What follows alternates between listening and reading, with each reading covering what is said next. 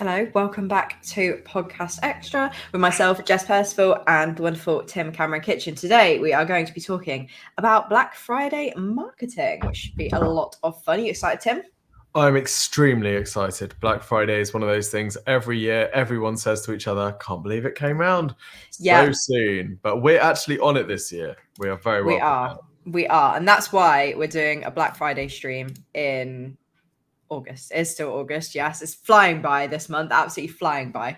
But yeah, that's why we're wanting to get you started now, getting you in the loop so that you know what you need to do to actually have a decent Black Friday marketing extravaganza.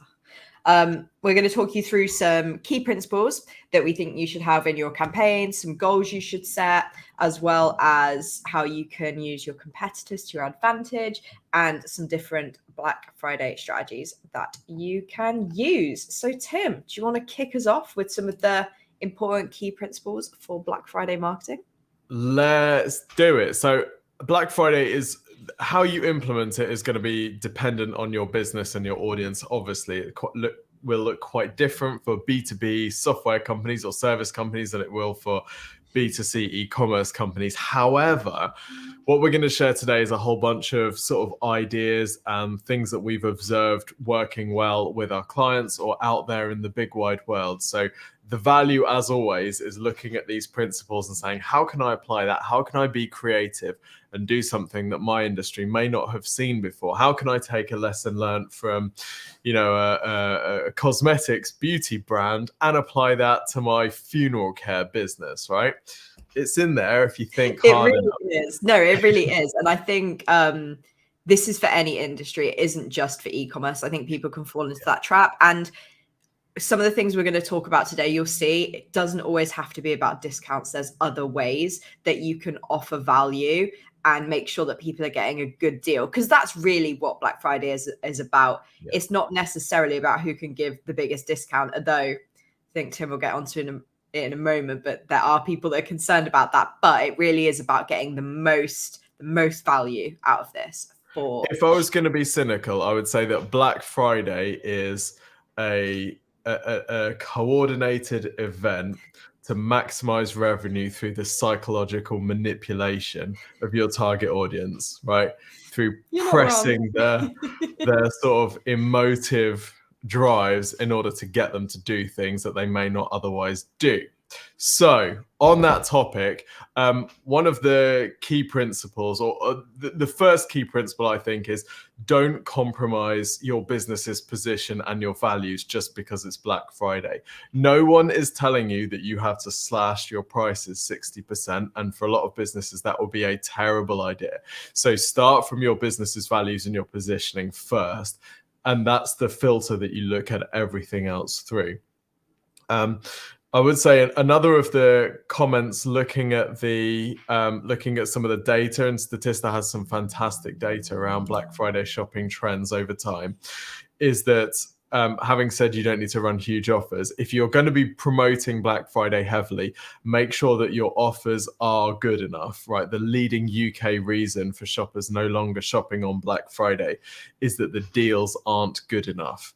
So you need to overcome that inertia and skepticism. What we mean here is that if you're thinking that, hey, it's Black Friday, we're just going to say 5% off discount, and we're going to expect our sales to explode, it's not going to happen at all. So we need to make sure that our offers, whether these are discounts or whether they're freebies or any of the other devices that we'll talk about later, are compelling enough to actually feel like Black Friday. The other thing I would say is that there's a bit of a hack here that you'll notice lots of stores using, which is to limit quantity, limit availability. If you want to drive people into a frenzy, you have a maximum perceived value offer with a limited quantity of availability. That creates the frenzy, right? This is why people are, ripping out their grandmother's spines to use as a spear to kill their neighbors in the Walmart dash, because there's 15 150-inch TVs for $200, not 20,000. If there was 20,000, you wouldn't need to bludgeon your shopping mates with an axe to get them, because there's such quantity there that you don't need to fight for it. So if you really want to create a frenzy, having a limited range of available discounts or offers, then can help. And also, it does actually mean that you're limiting your downside. You're not having to give away huge amounts of inventory at discount. Jess, anything to add on that?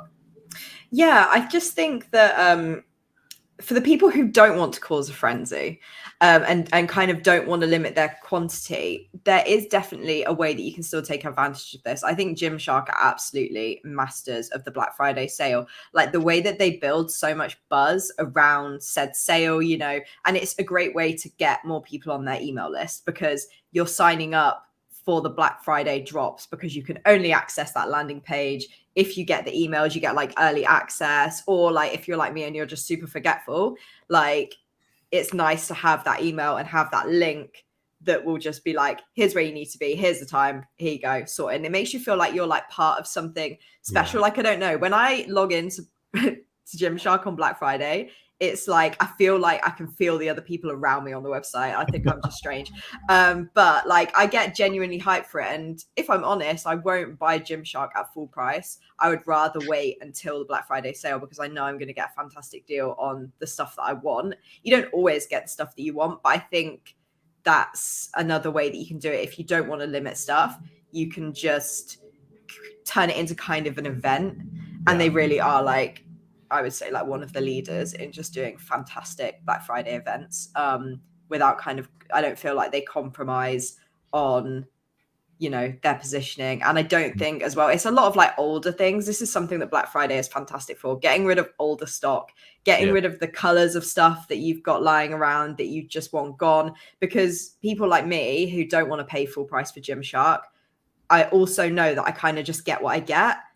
And I'm going to get like the other stuff that most people don't like. And I'm kind of aware of that. And I kind of just accept it. I'm not saying the average consumer is like that, but it's a really great opportunity to get rid of some of that stock that's been like hanging around. That's why I always see you out in your XXL neon pink hoodie. You say that, but yeah, it's practically going that way. I see. Well, I mean, and that's a good point. Like you did mention there that you wouldn't pay full price for Gymshark, and I think that's the danger. And that's something that retailers are worried about. There was a study last year by BDO predicting that the growth in Black Friday sales was actually just pulling forward Christmas shopping and potentially cannibalizing some of that Christmas shopping, which would be much more lucrative if it wasn't sold at heavy discount, because Christmas shopping doesn't tend to have huge discounts, whereas Black Friday often does. So I do think that retailers and any business has to be quite strategic here and not get in a panic yourself and think that, well, unless we're offering like 90% off our top selling items, you know, this isn't going to work. Like Jess said, you can use this as an opportunity to shift old stock. There are other sort of incentives, which we'll talk about later, which you can be offering that isn't just, hey, you know, 60% off site wide, because that is just pure margin erosion. You're not actually getting anything for that.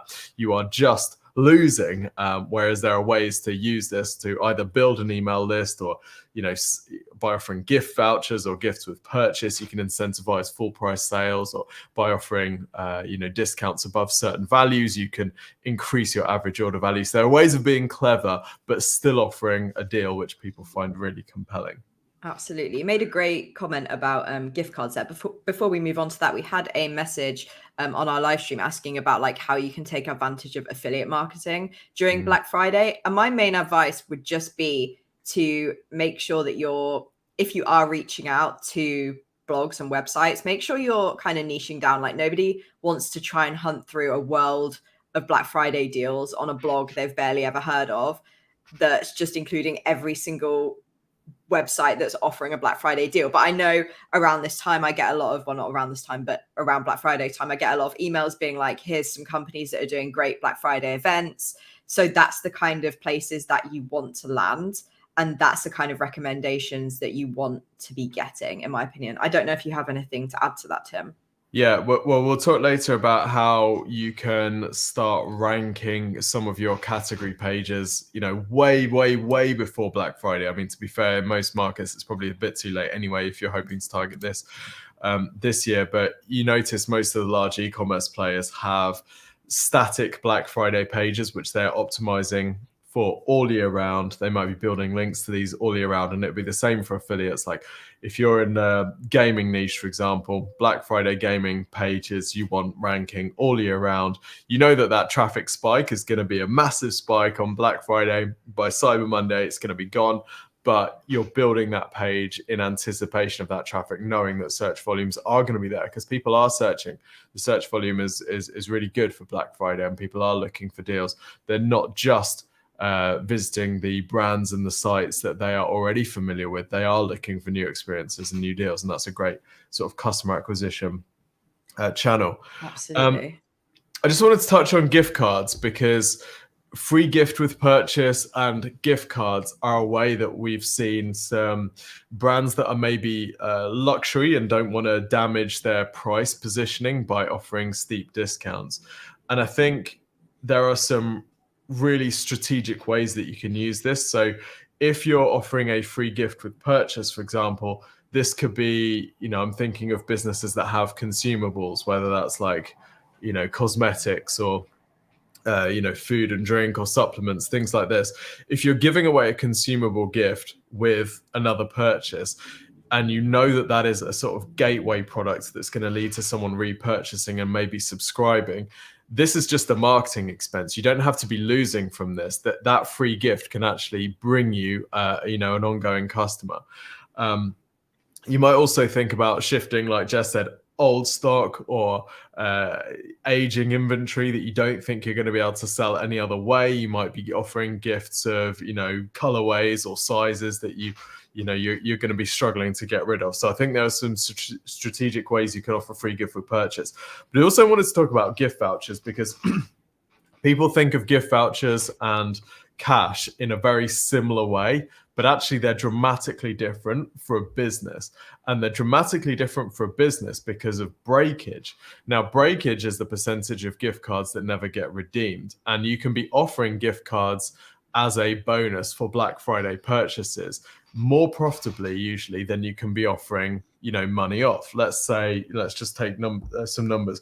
This water bottle, let's say this is £100 and you're thinking about, do I offer £50 off it or do I offer a free £50 gift card with it?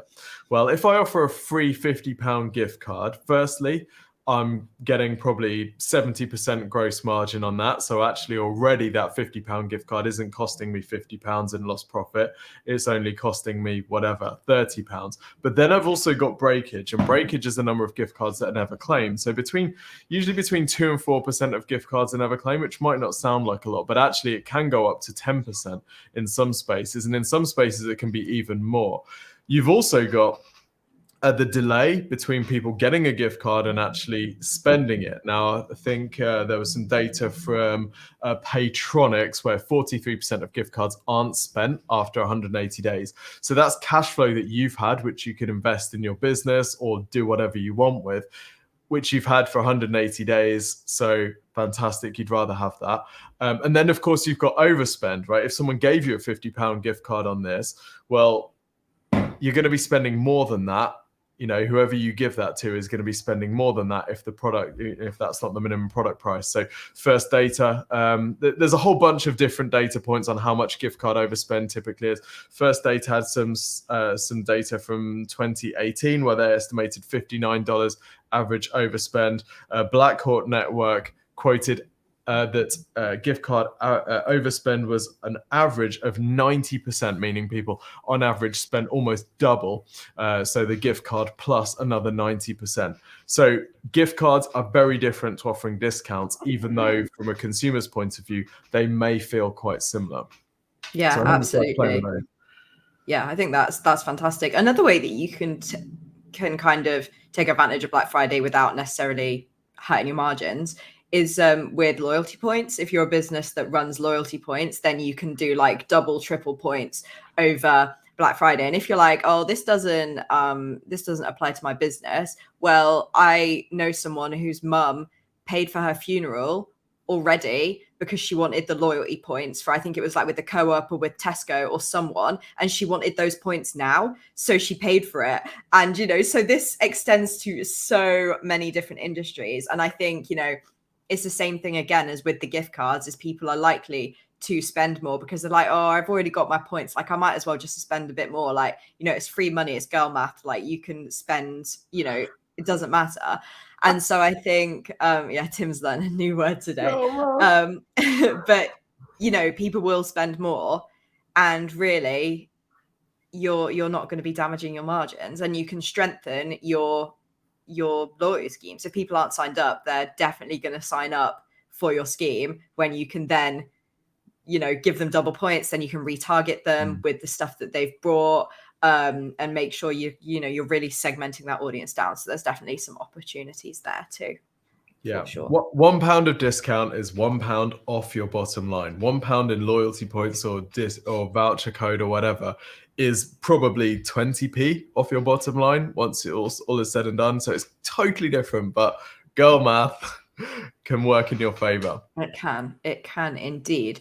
Another topic that I wanted to touch on quickly is for anybody who has, like, November isn't a peak time for you. Like, maybe you sell something really seasonal that people just aren't interested in November, and either you can use Black Friday as an opportunity to get some extra sales out of a season that you wouldn't normally sell a lot, or you can flip the whole thing on its head and do Black Friday at a different part of the year and just big it up. So I remember, Tim, we had a conversation with one of our clients who sells lawn care stuff, and we made a joke about doing like Green Friday because, he's not selling much lawn care towards the end of the year, but he could do a discount or offer something extra in the peak of the year or just before that peak to kind of get people hyped. And I know Not on the High Street did like Pink Friday, where they were advertising that they were having sales on the same day that the Barbie movie came out, just so that they could like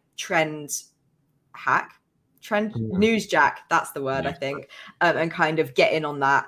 And finally, on that one as well, you can choose to not participate and make you not participating an event in itself. So I think DCM, they took like an anti-Black Friday stance, and they were like, we don't encourage impulse purchasing, we encourage like considered purchases. But also, if you're a business like HelloFresh comes to mind, where they offer massive discounts all throughout the year, that can be your positioning of, we're not taking part in Black Friday because we give you a great deal all year round. Yeah. So really, the possibilities are actually endless here. They really are endless, no matter what kind of business you run or the values you want to uphold. Like, there's so many opportunities. Agreed. There's also been a trend fairly recently of companies pulling forward their Black Friday events. So not wanting to wait until Black Friday, because then you're fighting out with everyone who's running Black Friday. I can't think of the name. I remember a company they did Black July. Forever 21, they run Black Friday in July, because they wanted to get ahead of that, and they can sort of tap into some of the emotion that people have around Black Friday. But, when the calendar is clear, when people aren't expecting a discount. So you can be playful with this. This is just a tool that you can use however you want, and figure out how to do it that works with your customers and your business and your positioning. Absolutely. Tim, what would you do about setting goals for Black Friday? Because of course everybody's going to be like, we just want to sell and make money, but that's too much of a broad goal. What would you suggest for anybody who's wanting to run a Black Friday campaign, or maybe they've run one in the past and they just felt like they couldn't track it? What are some goals that you would suggest they set? Well, I think that there's 5 categories, right? You can either use it for new customer acquisition. So this would be, how do you get on the radar of people who've never bought from you before? So this may be that you're, advertising on social, you're doing some influencer stuff, you're offering discounts, you're offering some sort of offer on your Tripwire products that you're going to get more customers from. You've got an opportunity to shift old stock would be the second thing. And I guess that's kind of what initially Black Friday was about. It was about retailers getting rid of old stock, clearing out their inventory ready for Christmas, so they had space for all the Christmas stuff coming in. But you can also use it for re-engaging old customers too. So what offers can you run to reactivate customers who've maybe stopped purchasing from you, knowing that if you've got their email lists, for example, or their phone numbers for SMS, you're not actually going to have to invest much marketing spend to acquire that customer back. So maybe you can reinvest some of that customer acquisition cost into giving them some sort of an incentive to come back.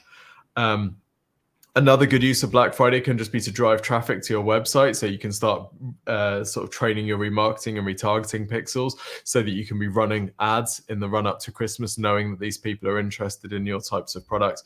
And then sort of in the same vein is the email listing that you mentioned right at the start, Jess. And I think having Black Friday focused landing pages and starting to collect Black Friday email addresses way before the day itself, because people are going to get exclusive access and early access to deals, makes a lot of sense. And then of course you've got those email addresses that you can be running your Christmas promos to, and then the sort of post Christmas sale as well, if that's the sort of thing that you run. So Black Friday doesn't just have to be about, how can we shift as much stock at massive discount. It doesn't even just have to be about pure sales.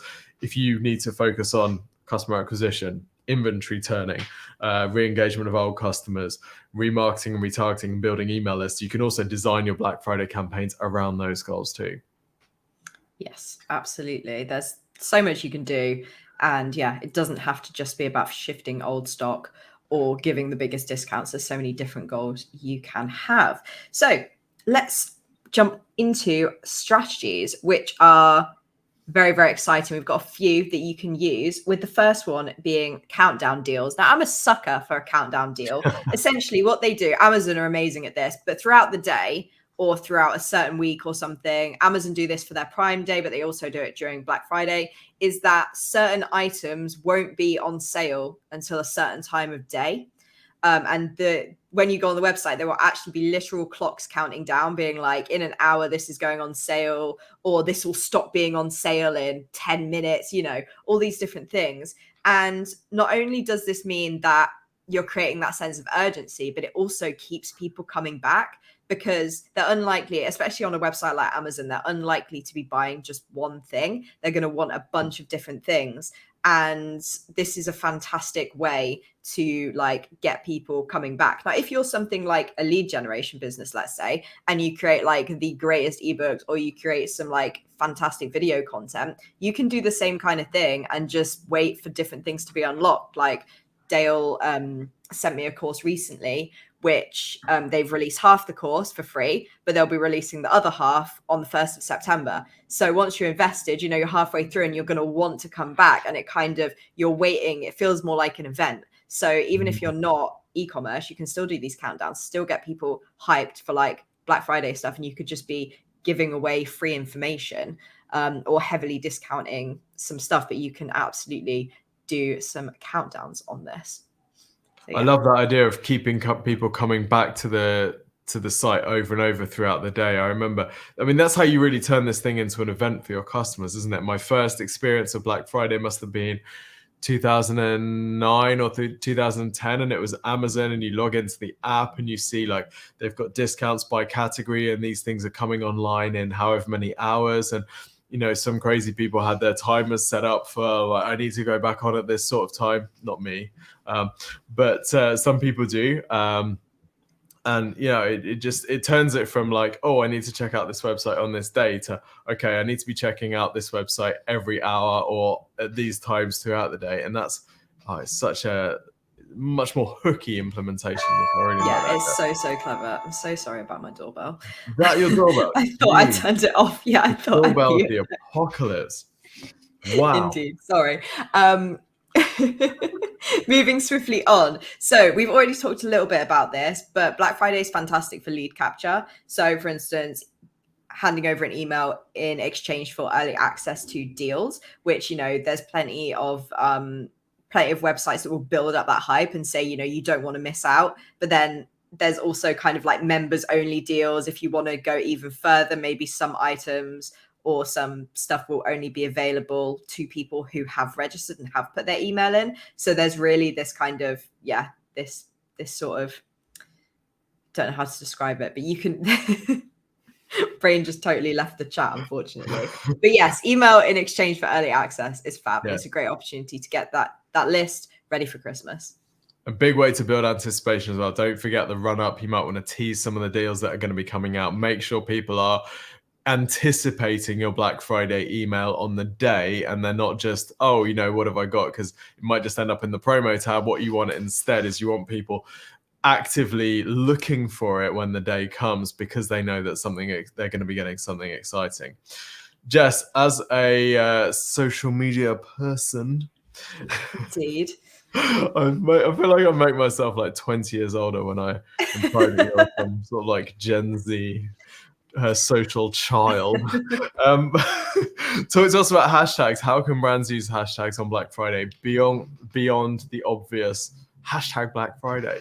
Yeah, that is like the biggest mistake you can make. If anybody's searching for hashtag Black Friday, I have some questions for them, because you're just going to get a feed of everything ever, aren't you? Every single business that is using that hashtag you're going to see, which I suppose for some people, they're just like, maybe they want to get inspired, maybe they do want to see everything. But realistically, you should be taking part in more niche hashtags. For instance, an example here is like vegan Black Friday, fitness Black Friday, any other business types apparently I can't think of right now.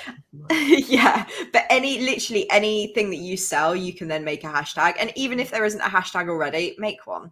Other people will jump on the bandwagon, you know. And you can also encourage people to use that hashtag if they're like wanting to flex their purchases. Like, I know loads of people want to be like, oops, look how much I freaking just brought on Black Friday, or like, look at the amazing deals I just got. Like, if I get a good deal on stuff, I do not shut up about it to the point that I'm annoying, you know? So just remind people to use those hashtags and get excited. Like, I can imagine Gymshark have their own hashtag for Black Friday, you know? Like, I think that's a really great opportunity. There's also new opportunities coming up as well. For instance, like shoppable posts on Instagram, or even more popular, like shoppable videos on TikTok. Like, sometimes my TikTok feels like video shopping feed. Like, it's just bodysuits and makeup and lipstick and all these things that I've like watched the video for more than 5 seconds, and now they're just pushing them all to me. But if I do see somebody using a product I like, I immediately hit that button to see, you know, what the product is, how much it is.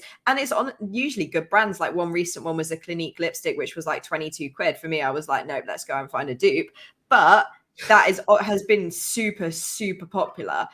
You know, and the dupe that I brought was from Elf, and they'd said like, oh, TikTok has spoken, here's this product, you know. So and that's another way. If you're doing great deals, you can either post, you know, from your own platforms, your own channels, or you can work with influencers to promote that stuff leading up to the event, or just on that day have like a total brand blast of just every influencer that you've hired posting about your discounts and your products. There's definitely, TikTok, I think, is really wanting to become a shopping platform. And it has been for a while, you know, with people saying TikTok made me buy, even before people could add these links, these shopping links. And people, I think a lot of young people love that they can get affiliate commission too through this.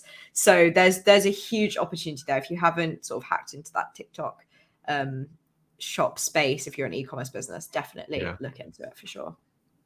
Oh, the novelty of early affiliate commission. Just, Indeed. A pound of affiliate income feels like £100 of real world income. So let's talk about some of the things that businesses can start doing to prep then.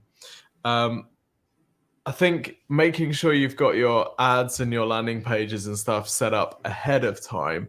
Sometimes it can be a good idea to even start running your ads before time, particularly if something like search, where the ad traffic might be very cheap significantly before Black Friday. But if you're driving people to a landing page and you've got enough on that landing page where you've got a good conversion to email sign up, then that might not be bad value, because it's going to be a lot cheaper getting that person on your Black Friday landing page if you've got their email address ahead of Black Friday than fighting it out on the day itself when these CPCs are going to be sky high. So don't be afraid to start prepping and priming the pump a little bit early. Absolutely. And Performance Max needs a little bit more time to kind of warm up and get ready if you're running Google ads. Like, it needs that time to learn. So in order to give it that time to learn without kind of having to like wait till the last day and just hope things work out, then you can drive people to a landing page and then just kind of mix up your creative on the day to sort of drive those last few conversions. But really, this is more about getting people hyped about your sale than actually getting them in through that ad on the day.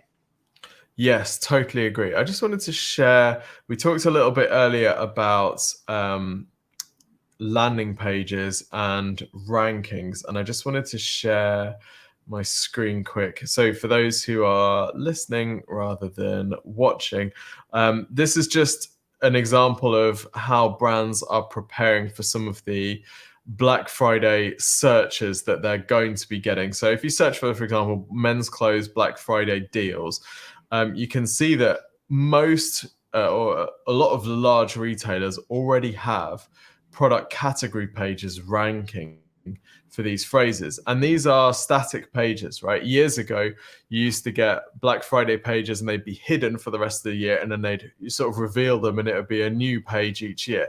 Whereas now most of these e-commerce stores are savvy enough that they just keep a static page optimized for Black Friday. So you can see exactly what you would expect. We've got some text copy on all of these at the top or bottom of the category page.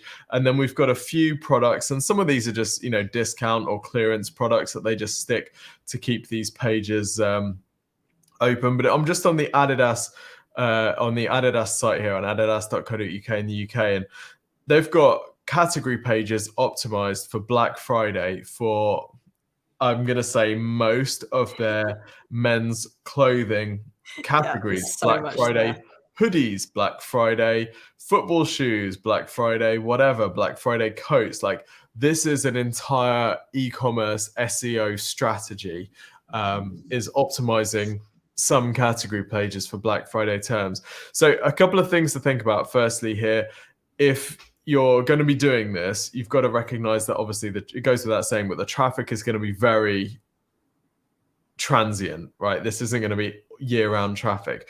So I think you need to evaluate whether you're actually going to be able to compete for the phrases that you're targeting. If you're a new startup and you're targeting, Black Friday makeup deals, for example, you probably don't have a chance there. So what you don't want to do is spend ages and ages building out these category pages and adding loads of content, knowing that you're going to be on page 3 and, you can optimize for all year, but then you've missed your chance and it's been 2 days and you got no traffic. So I think play this game if you know that you can win. But if you do think that you can win, then worth building out these pages ahead of time, building some links to them as well. So they've got some good authority, and then reap the rewards, and then, right, see you next year, Black Friday category pages. But this is how the major retailers are playing this. They're not waking up on Black Friday and saying, right, what can we rank? This is a committed strategy that they're working on all year, and they have these pages that are existing all year round. Absolutely. Yeah. Black Friday is all about being very prepared and not just thinking, oh my gosh, it's Black Friday, we need to do something. Because you need to understand what your goals are. You need to understand how your audience behave and the things that they care about and what's best to kind of hit them and get their attention. And it's important to remember as well that the majority of your shopping, around 73%, will actually be on mobile. So make sure your pages are optimized for mobile. It's not enough anymore just to have responsive pages, that you need to be thinking about the consumer experience and how it actually looks on mobile, because we see so many mobile websites where everything's just squished up, and yes, things kind of go smaller, but actually, even though it's responsive, the experience is just very, very poor. And another thing as well is make sure that your servers are ready, because there's so many websites that crash on Black Friday because they're going to have the best deals and they just haven't prepared for it. So if you speak to your developers, make sure that your website is very much ready, and don't pretend that your website went down, because that's the most embarrassing thing a business can do, and we will catch you out, trust me. So don't pretend that your website went down because of an influx of people. Just don't. I was going to say, do it. No, don't. It's too conflicting. An agent of chaos in Tim. Yes. And a neutral person in me who's saying, don't do that. Tim's like, go for it. If it builds hype, it builds hype. Yeah. Yeah. Manipulate. And on that note, thank you so much for watching or listening. If you haven't already, make sure that you subscribe to our YouTube channel or follow us on our podcast platforms. And of course, if you haven't already, request a marketing review at exposureninja.com/review. Get a 15 to 20-minute video reviewing all your marketing and your website absolutely for free from one of our marketing consultants. Yes, we just had a question in the chat. Oh, we're going to end on this. Great question from Carl. For a company without any focus and maybe even want to actively avoid adding to the noise on Black Friday, is there any value to taking an anti-Black Friday marketing campaign in the run-up? Yes, you sell what you've got. If you don't like Black Friday, then you sell against the rampant consumerism, the blatant FOMO and the manipulation of through the marketing of these evil companies. Absolutely. Sell what you've got. Use Black Friday as a tool. It's a talking point. It's something to trend jack, like Jess said. So sell against it if you don't believe in it, and sell for it if you do believe in it.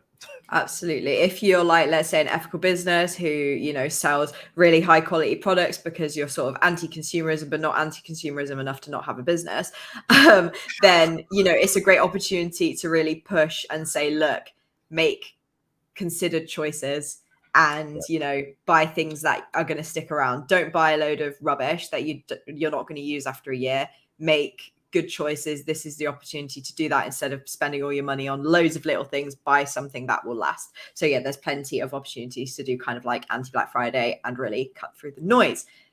Hope that was helpful. That's all we've got time for today. Thank you so much for watching. We'll be back next week talking about all the marketing news again. We just wanted to give you something a little bit different today. Yeah. See you next week. Bye.